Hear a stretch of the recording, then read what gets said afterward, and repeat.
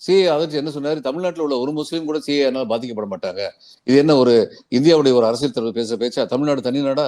தமிழ்நாட்டுல ஒருத்தர் வந்து முதலமைச்சரா இருக்காருன்னா, இந்தியா முழுமைக்கான நிலைமை என்னங்கிறத கண்டிப்பா பார்க்கணும். ஸ்டாலின் வந்து முதலமைச்சரா வந்து 4½ வருஷம் தான் ஆயிருக்கு. ஆனா இந்தியாவின் குறிப்பிடத்தக்க அரசியல் தலைவர்களில் ஒருவராக அவர் பரிணமிச்சிருக்காரு. எப்படி? அவருடைய செயல் மூலம், அவருடைய கொள்கை மூலம். அதனால இதெல்லாம் வச்சு பார்க்கும்போது DMK is the best bet அப்படின்னு இப்ப என்னைய மாதிரி ஆட்கள்.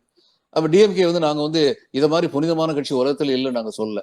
டிஎம்கே மந்திரிகிட்டே வந்து பேச செய்யறோம். நீங்க மந்திரியாகி உட்காந்துட்டீங்க, அதனால இதெல்லாம் செய்ய மாட்டீங்களான்னு கேட்டிருக்கேன் நான். அவங்களுக்குலாம் அதுல என் மேல சந்தோஷம் இல்லை. என்னைய எந்த கட்சியுமே வந்து பக்கத்துல உட்கார வச்சு பேச மாட்டாங்க, எனக்கு தெரியும். ஏன்னா போற இடத்துல எல்லாம் அவங்களுடைய குறைகளை பத்தி பேசத்தான் செய்வேன். ஆனால் அதே சமயம் இன்றைக்கு உள்ள கட்சிகள்ல வந்து கட்சி தலைமை வந்து கட்சியில உள்ளவங்கள நிறைய பேர் வந்து குற்றம் உள்ளவர்கள், குறைகள் உள்ளவங்களா இருக்காங்க, ஜாதி மனப்பான்மை உள்ளவங்களா இருக்காங்க. ஆனா கட்சி தலைமை அப்படி இல்லை. ஸ்டாலின் அப்படி இல்லை. ஒரு நரிக்குறவு பெண்ணை வந்து ஒரு இது பேருந்து நடத்துனர் வந்து கொஞ்சம் அவமரியாதை பேசினார்னு கேள்விப்பட்ட உடனே அந்த சம்பவத்தை உறுதிப்படுத்திட்டு உடனடியே அந்த நடத்துனருக்கு வந்து பணி இடைநீக்கம் கொடுத்தாங்க இந்த அரசுல. அப்ப ஹியூமன் டிக்னிட்டிங்கிறத இவங்க மதிக்கிறாங்க அப்படிங்கிறதும் தெரியுது. அதனால இவங்ககிட்ட உள்ள குணம் நாடி குற்றமும் நாடி அவற்றுள் மிக நாடி மிக்க குணம்னு சொல்லுவாங்க. இவங்கள குணத்தை பாராட்டுற அதே சமயத்துல குற்றத்தை பாயிண்ட் அவுட் பண்ணிக்கிட்டே தான் இருப்போம். குற்றம் இன்னும் குறையணும் குறையணும்னு கேட்டுக்கிட்டே தான் இருப்போம். அப்படி நம்ம கேட்கும் போது அதை கவனிக்கிற கட்சியா எந்த கட்சி இருக்கோ அந்த கட்சிக்கு தான் நம்ம ஆதரவு இருக்கணும். இவங்க என்ன பண்றாங்கன்னு நமக்கு எல்லாருக்கும் தெரியும். பிஜேபி என்ன பண்றாங்கன்னு சொல்லி இதே அமித்ஷா இங்க வந்து சொல்லியிருக்காரு, அதிமுக மாதிரி ஊழல் நிறைந்த ஒரு கட்சியே கிடையாது அப்படின்னு பேசியிருக்காரு. அடுத்து இன்னைக்கு வந்து திமுக மாதிரி ஊழல் நிறைந்த ஒரு கட்சியே கிடையாது அப்படின்னு சொல்லி பேசுறாரு.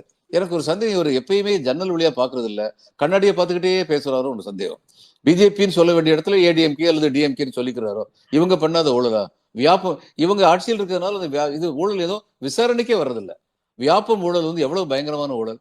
சிஏஜி வந்து சொன்னாரு 7,5 லட்சம் கோடி அளவுக்கு முறைகேடுகள் நடந்திருக்கின்றன அப்படின்னு சொல்லி ரிப்போர்ட் கொடுத்தாரு. அதை பத்தி ஒரு என்கொயரியே இல்லையே. காங்கிரஸ் சமயத்தில் இது மாதிரி சிஏஜி வந்து ஆன்டி ரிப்போர்ட் கொடுப்பாங்க. நாங்க இதுல இருந்தபோது, நிர்வாகத்தில் இருந்தபோது சிஏஜி ரிப்போர்ட் ஒண்ணு வந்ததுன்னா, என்னுடைய துறையில வந்ததுன்னா எனக்கு தூக்கம் இருக்காது. யாரு தப்பு பண்ண, ஏன்னா எங்கிட்ட ரிப்போர்ட் கேட்பாங்க. யாரு தப்பு பண்ணாங்க, எந்த அளவுக்கு தப்பு நடந்துச்சு, எங்க தப்பு நடந்துச்சு, எல்லாத்தையும் நாங்க கவர்மெண்ட்டுக்கு பாயிண்ட் அவுட் பண்ணோம். System was working, system was in place. இன்னைக்கு அது கிடையாது.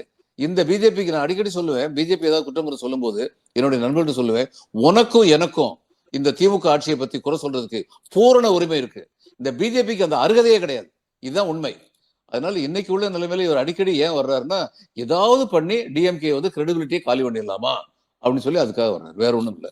பிரதம மந்திரி வருவார் அடுத்து, நீங்கள் எதிர்பார்க்கலாம். விரைவில் எதிர்பாருங்கள். இரண்டாவது காட்சி அப்படின்னு சொல்லிட்டு பிரைம் மினிஸ்டர் வருவார்.